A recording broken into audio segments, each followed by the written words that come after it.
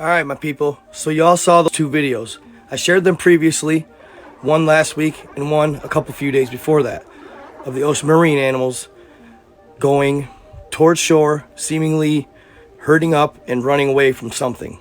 It could just be tendencies or what they do, but I do believe that it's possible they're running away from a large creature of some sort. Those videos have people questioning what could be coming. Then, for some reason as of late, we have black entities roaming the sky. This video is absolutely crazy. And I know that previously the black entities were compared to the Sentinels in the Matrix, but they simply looked like them. They weren't the same in the sense of they didn't have any electricity surrounding their body and they weren't robotic. Well, there you have it. If you think you know what this entity is, please let me know in the comments. So these events, among more like the Euphrates River going dry, have people thinking that the apocalypse is on the way. And given that the ocean videos always keep me more intrigued, I decided to look into something that I never had really dug on before. The Leviathan and the Behemoth. There's very little on these creatures in the New Testament, but I checked into the book of Enoch, and there was a significant amount more, and it was very intriguing to say the least. In a fragment in the book of Noah, it explains that God created the Leviathan and the Behemoth on the 5th day. They were created by God to show and display his sheer power.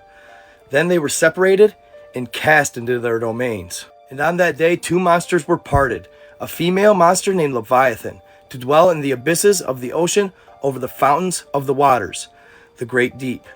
But the male is named Behemoth, who occupied with his breast a wasted wilderness named Dudain, on the east of the garden where the elect and righteous stay. According to the Hebrew Bible, a third creature was even created at that time. This creature was known as the Ziz. It was a bird-like creature that ruled the skies. It had wings so massive that when it spanned them, they would blot out the sun and cover the land in darkness. Its wings protect the earth from storms from the south. Without its aid, we would not be able to resist the storms and the weather that comes from there. Once in history, an egg of the Ziz fell to the ground. Upon impact, it broke, and the fluid flooded 60 surrounding cities, and 300 cedars were flattened. Fortunately, accidents like this did not occur frequently, as the Ziz lets her eggs softly roll into the nest. This one just happened to be rotten, so it disposed of it irresponsibly. Though it's not as often mentioned, there was actually quite a bit of information on the Ziz. I'll possibly go into that more in the next video, but let's get back to the Leviathan and the Behemoth. As I explained, each creature was given domain over the property that it inhabited, the skies, the lands, and the sea. It's said that the Ziz and the Behemoth were actually peaceful creatures, and they just grazed about the land and lived. But the Leviathan, on the other hand, was absolutely and is purely evil. Now, after doing a lot of research, I couldn't figure out exactly what sex the Leviathan is, male or female. I got references as to both. In the book of Job, its description explains that it's a him, while in the book of Enoch, which I would tend to lean more towards the correct version, she is a female. In the beginning, there were two Leviathans, a male and a female, made accordingly to keep each other company. As time went on, however, it became clear to God that he could not allow both of them to survive, because if they bred, they would possibly devour the entirety of the earth. Alternative versions claim that it was possibly because of them becoming possessed, or one of them for that matter, that a demon overtook it and made it evil. So in order to preserve his other creations, God descended to earth and began battle with one of the massive Leviathan. It says God was taken aback by the sheer strength of the animal, and it gave him much struggle. But of course, because God is all-powerful, he defeated the Leviathan and saved the rest of his creations on this planet. But the Leviathan that is left, this only made it bitter, and it's waiting for its rematch with God as we speak. After killing the beast, it's said that God used its skin as a canopy. It is known that the Leviathan has some of the most beautiful skin of all of God's creation, so it made an exquisite piece. Under said canopy, there's a massive feast made from the flesh of the Leviathan for the righteous after God comes for judgment. He also used the remaining skin to make garments for Adam and Eve. This displays the mercy of God, because even though they had disobeyed him by eating the forbidden fruit, he gave them the necessary tools to survive after kicking them out of the Garden of Eden. So even though he had defeated and killed one of the Leviathan, the remaining one posed a special threat to mankind. Known for being the only destructive one of the three creatures God created on the fifth day, the Leviathan tended to wreak havoc on early peoples of Earth. In addition to being extremely dangerous, it's said that mankind alone cannot defeat the Leviathan. The size of the creature is said to be unknown because it's too big for mankind to comprehend. But some legends of creation reference it as being over 300 miles long. So it was feared by all, and its armored scales made it impossible to defeat. Here we have a description from the book of Job. His strong scales are his pride, shut up as with a tight seal. One is so near to another that no air can come between them.